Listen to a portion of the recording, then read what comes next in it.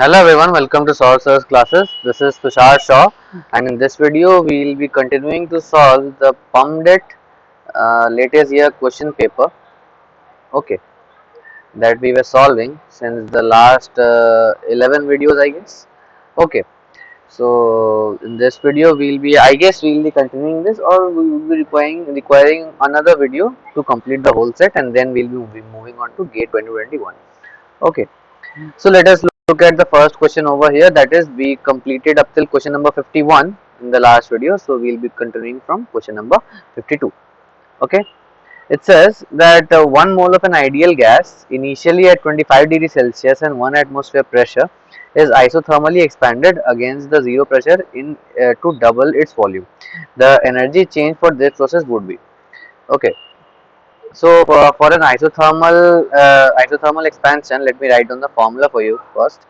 For an isothermal expansion, um, the entropy would be equal to delta S, which is equal to N R ln V2 by V1. Okay. So this would be the value, obviously ln N R ln V2 by V1, where N is the number of moles, R is the universal gas constant,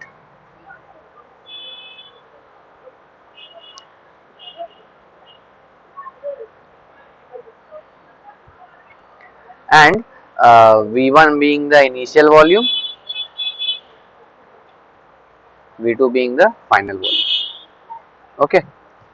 Now in this formula, we will be just putting the values that are given to us. Okay. So the temperature given is 25 degrees Celsius and 1 atmosphere is given. So we don't require that. The volume that is given is it is expanded against zero pressure to double its volume.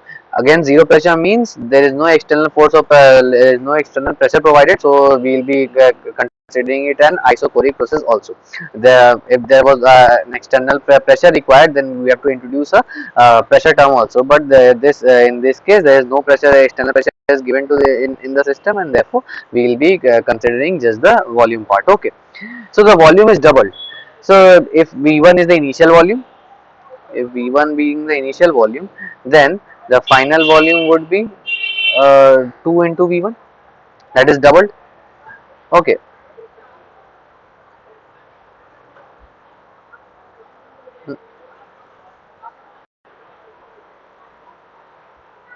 So putting the value of V1s in the above formula, we will be getting delta S would be equal to, now N, 1 mole is given, 1 mole of ideal gas is taken, so N would be 1 over here, 1 into R. You can see in the options that it is kept in the form of R ln. Okay, so we won't be putting the value of R, and we won't be calculating the value of N and ln after putting the values of V1 and V2.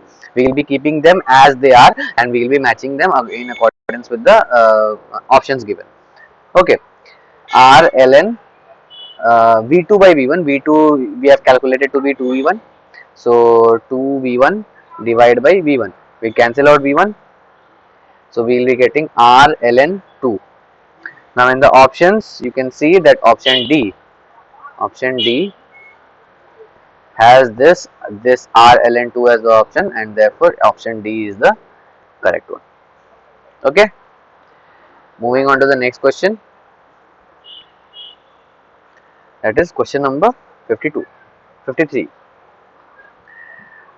It says that for a CO2 molecule having strong absorption bands in the infrared region, which of the following statements is true? So the strong absorption bands of infrared spectrum of CO2 molecule is being asked. Okay, so let us draw the types of modes of infrared spectroscopy available in case of CO2 molecule. Okay, so for CO2, 4 modes of vibration are there. Sorry, vibration exists. Okay. So the first mode, let me draw them.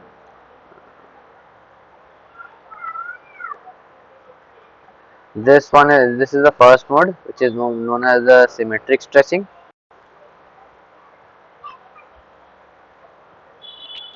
There's another mode which we know it as anti-symmetric stretching. Anti-symmetric stretching.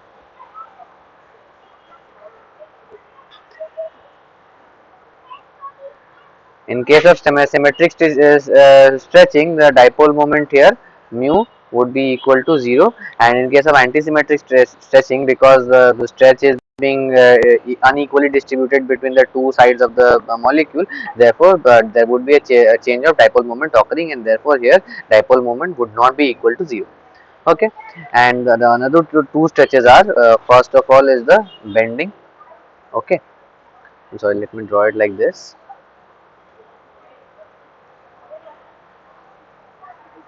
This one is one bending mode,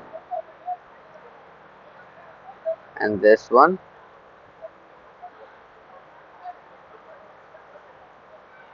is another bending mode. Now these two are degenerate. Okay, like the energy for these two bending modes are equal. Okay, so these two are degenerate. Now these are the four types of bending that are available in CO2 molecule. So in the options you have to compare. So you can see that option B has this option which says that 4 modes of vibration with one symmetric stretching, two doubly degenerate bending, and one anti-symmetric stretching. Okay, so option B here would be the correct option. Okay, let us move on to the next question.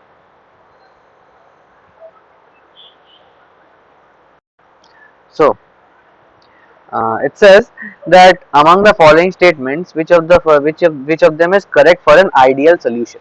Okay, so this is question number 54.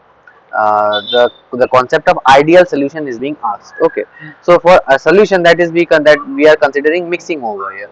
Okay, in case of mixing, you just have to remember this. There's a quite a big derivation for this question, but we won't be going into derivation for sure. Okay, because obviously this is just a thing to have it memorized. Okay, so for mixing two ideal solutions. Okay, for two ideal solutions, if we mix them together, ideal solutions,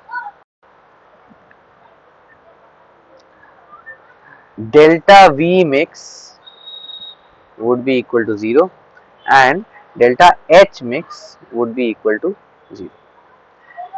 In this case, delta S mix has a certain formula. Let me write down the formula for you. Delta S mix is equal to NR summation of uh, mole fraction ln mole fraction. Okay, I to n, I equal to 1 to n. Okay, so this is the formula for delta S mix, and delta G mix would be calculated with this only, and considering the delta G is equal to delta H minus T delta S formula. Okay, so delta G mix would be equal to delta H mix, which is equal to 0, and the T delta S mix, which is equal to delta S mix into T. We will be calculating that as just putting that value of the T term over here. We will be getting minus nRT summation of I equal to 1 to n mole fraction into ln mole fraction. So this would be the formula for delta G mix and delta S mix.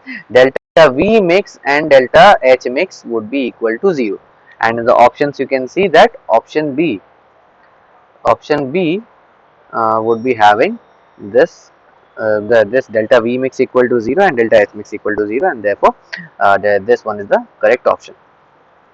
Okay, so yeah, so let us move on to the next question, that is so the prosthetic group for human carbonic anhydrase. Okay, the prosthetic group for human carbonic anhydrase. So let me just write that down for you. Is given as, so this is the question number 55 and probably the last question in this video. Okay, so the prosthetic group of human anhydrase Zn2 plus ion is coordinated by. So let me write down the rough structure of carbonic anhydrase for you. You will be understanding it quite easily. So we have Zn2 plus, we have one water molecule in this, we have one histidine, we have another histidine, and we have a third histidine species. Okay, So but these all histidines are attached by one of the n groups of the histidine residue. Okay, all of them, and the n attachment takes place.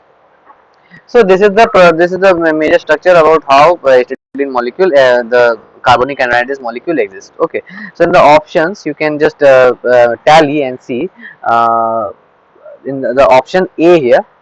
Option A says 3 n sites of histidine residues with a water molecule. Okay, so this one would be the correct option over here. 3 histidine molecules are there along with the attachment of one water molecule. Okay, so yeah. So hence we just complete the PUMDET set of question papers from the whole set, that is we did till question number 55. After this video I guess we will be starting from starting the GATE 2021 paper. Okay, so stay tuned for that. Okay, so thank you guys for this video. I'll see you guys in the next one.